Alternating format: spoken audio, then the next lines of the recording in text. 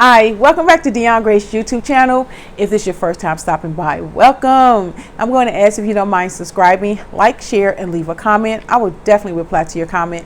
And for those who have already commented, like, share, and subscribe to my channel, I really do appreciate you all. Today's topic is Be Like Hannah.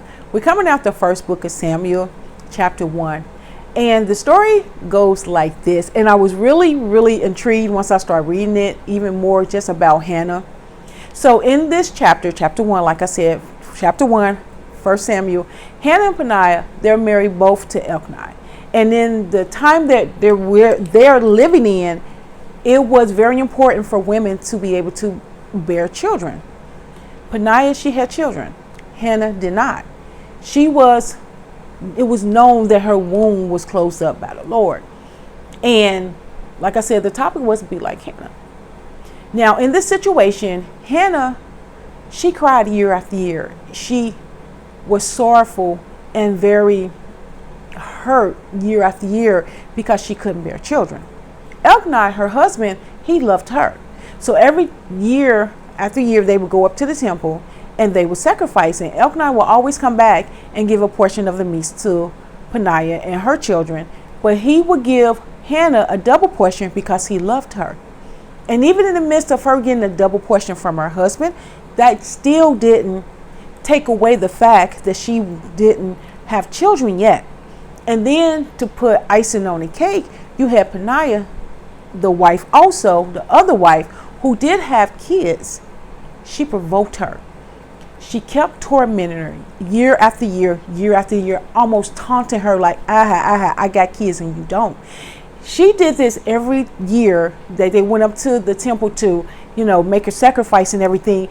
It got so bad year after year, and she tormented Hannah to the point that she would cry. So year after year, Hannah constantly went to the temple and would weep.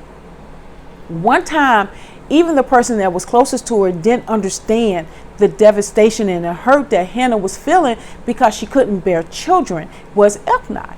Elkanah said to her one time as they went to the temple, "Why are you not eating? Why are you not drinking?" But he didn't realize how much she was being provoked by his other wife, Peninnah, because she didn't have children.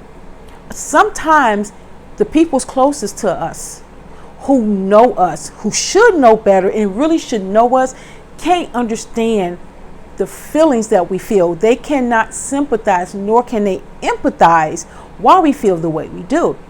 Like I said before, Elkanah even offered her a double portion and gave her double portion. And then one time he also told her, "Aren't I more than 10 children?"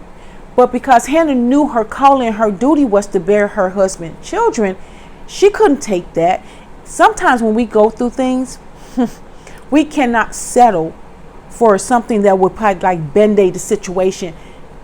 Giving her a double portion and just asking her, "Aren't I more than 10 children?" That wasn't enough. That was a band-aid to the situation. The situation was year after year, Hannah couldn't bear children. And also year after year, being tormented by the other wife. Every time you turn around, she keep having children. She popping out children. Child. She keep popping out children. When Hannah sees that, when we go through situations year after year and it seems like we're not going forth, what do? We get discouraged. We start to look at the other person like, "Oh my God, why is they doing this? And Lord, are you a respected person?" Hannah had a lot of mental battles she was going through. But the one thing, the title is Be Like Hannah. Hannah didn't give up on God. Hannah kept back. Hannah kept going year after year back to the house of God to pray. She didn't give up on God. She didn't turn her back on God. She didn't turn her back on her faith. That's why it's Be Like Hannah. In spite of her husband not understanding why she's grieving, why she's crying, why she's upset, still be like Hannah. She still honored him. She didn't go off on him like, "Don't you see what your other wife is doing to me?" She didn't confront the situation. She didn't even blast Peninnah for tormenting her year after year. She kept the faith no matter what. So in the midst of Hannah constantly being tormented from Peninnah, something else Be Like Hannah like. Be like Hannah. Hannah didn't fight back when it came to Peninnah. She took it to God. She knew the weapons of her warfare was not carnal, but they was mighty through the pulling down of strongholds. She kept going to God. Because if we talk about now, we bring it up to now, somebody tormenting you that's in your face, what you gonna do? A lot of times what we do, if we're not mature in the faith, we gonna get back. This woman keep throwing shade. This woman throwing in my face because you got kids and can have kids and I can't. And you laughing at me. And that's what some of our people do, our enemies do. They laugh at us. They ridicule us. They talk about us. And the woman did it so bad, it made her cry. Every time she went to the temple.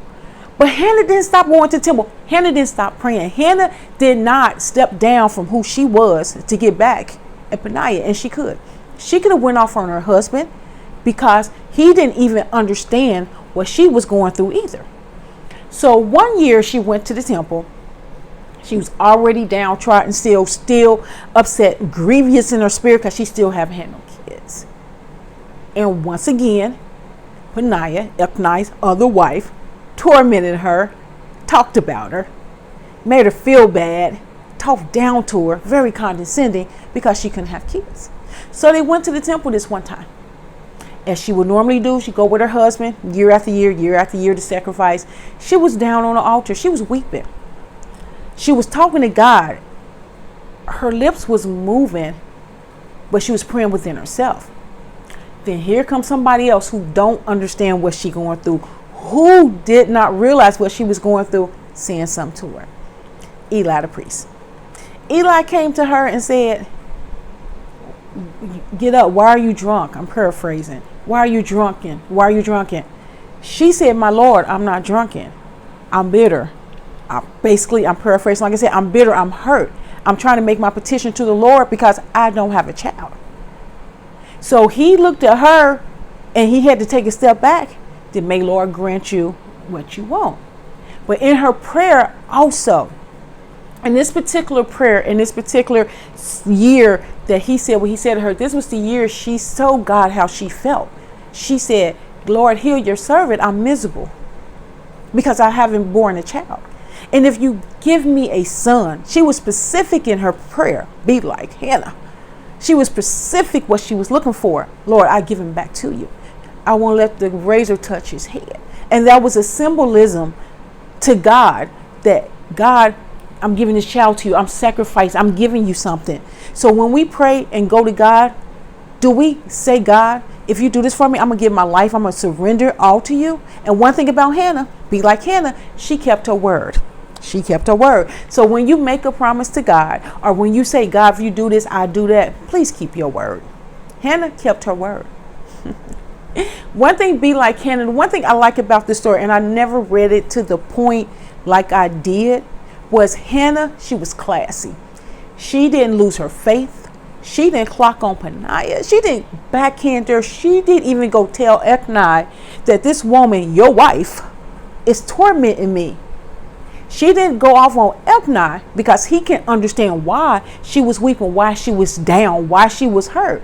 When he knew the traditions of the women was also to bear. He thought just his love for her, which was good, not to say that she didn't care, that he didn't love her, but your love, it wasn't enough because it's like a band-aid. My goal, my job is to bear you a son. So she didn't give up on her promise. She didn't give up on what she was supposed to do. She didn't give up on her calling. Hannah kept the faith. Hannah kept going back and forth. She didn't stop going to church. She didn't go off on nobody. She didn't even go off on a priest, on Eli. So that shows even those who are spiritual, who know God, sometimes don't understand either until you explain it.